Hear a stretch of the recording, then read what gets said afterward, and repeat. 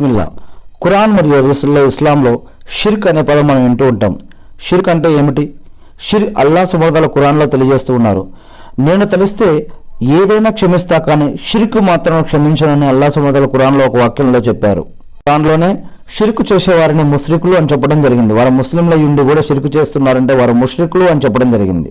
అల్లాహ్తో పాటు లా ఇలాహా ఇల్లల్లాహ్, అల్లాహ్ తప్ప ఆరాధనకి అర్హులు ఎవరూ లేరని చెప్పి కూడా అల్లాహ్తో పాటు వేరొకరిని భాగస్వామ్యం కల్పించడాన్ని షిర్క్ అని అంటారు.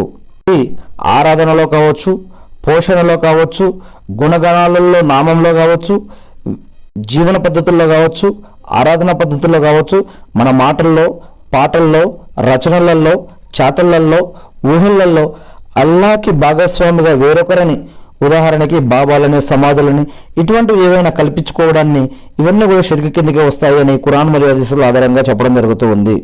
ఈ ప్రవక్త కూడా దీని గురించి చెప్పడానికి వచ్చారు.